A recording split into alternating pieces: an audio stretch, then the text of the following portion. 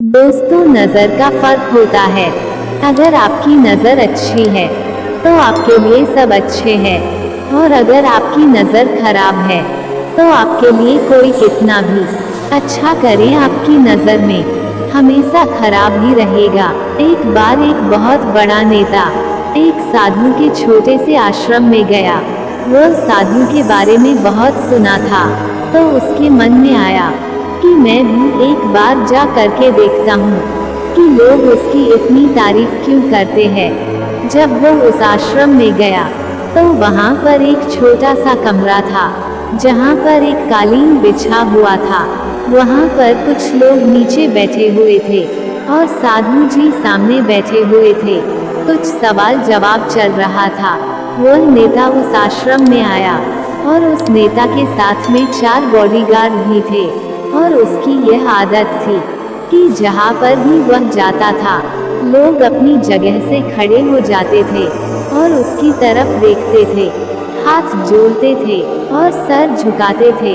लेकिन यहाँ पर ऐसा कुछ भी नहीं हुआ। साधु व्यस्त होने के कारण उसकी तरफ देखा तक नहीं। तभी नेता को लगा कि यह मेरी बेइज्जती है, और वह इस बात से गुस्सा हो गया। नेता ने थोड़ा गुस्से में साधु की बात को बीच में काटते हुए कहा कि मैं आपसे कुछ कहना चाहता हूँ। साधु ने उसकी तरफ देखा और बोला, आप थोड़ी देर रुकिए, पहले मैं इनके सवाल का जवाब दे दूँ, उसके बाद मैं आपसे बात करता हूँ। तब तक आप अगर चाहे तो आप बैठ सकते हैं। बस साधु का इतना कहने की ही देरी थी। नेता का चेहरा गुस्से से लाल हो गया और फिर उसने अपना सारा गुस्सा उस साधु पर निकाल दिया।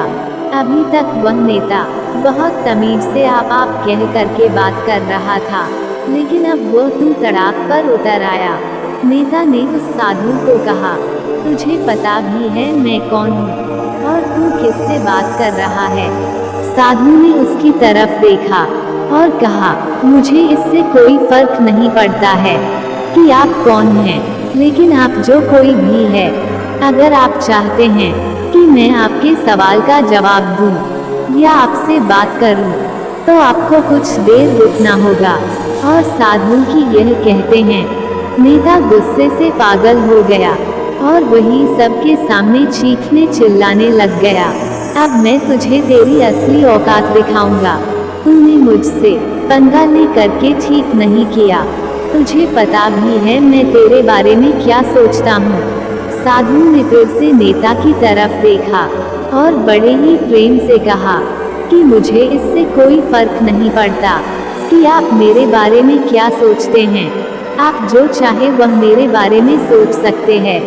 फिर नेता ने उससे कहा कि तू सुनना चाहता है या नहीं, लेकिन मैं तुझे यही सबके सामने बताऊंगा कि मैं तेरे बारे में क्या सोचता हूँ। तू कोई साधु नहीं है, तू एक बहुत ही घटिया इंसान है। तू एक ढोंगी है, पाखंडी है, और यहाँ पर जितने भी लोग बैठे हैं उन सबको बेवकूफ़ बना रहा है। तेरा बस एक ही मकसद है, इन लोगों की जेब में जितना भी पैसा है वो सब तेरे पास में आ जाए। तू अपने फायदे के लिए इन लोगों का इस्तेमाल कर रहा है, और अब मैं तुझे नहीं छोड़ने वाला हूँ। पूरी दुनिया के सामने तेरा पर्दाफाश करके रहूँगा।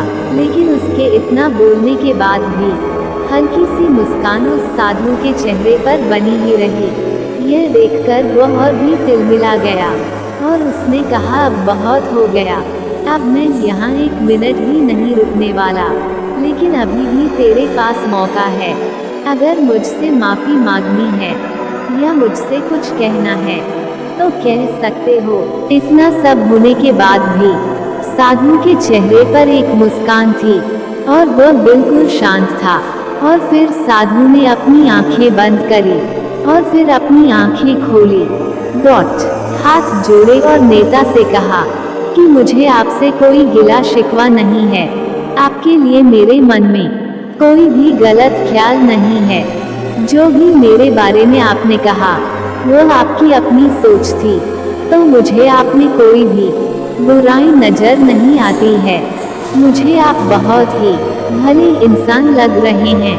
और साधु के इतना कहते ही नेताजी का दिमाग 7वें आसमान पर पहुंच गया। उसके चेहरे पर एक अजीब सी खुशी थी, क्योंकि उस साधु ने वही कहा जो बाकी सब लोग उस नेता को कहते हैं। और वो खुशी खुशी उस आश्रम से अपने घर की तरफ चला गया और जा कर के अपने पिताजी के साथ में बैठ गया। उसके पिताजी ध्यान में थे। उन्होंने पूरी जिंदगी सिर्फ लोगों की सेवा करी और बदले में कुछ भी उम्मीद नहीं किया।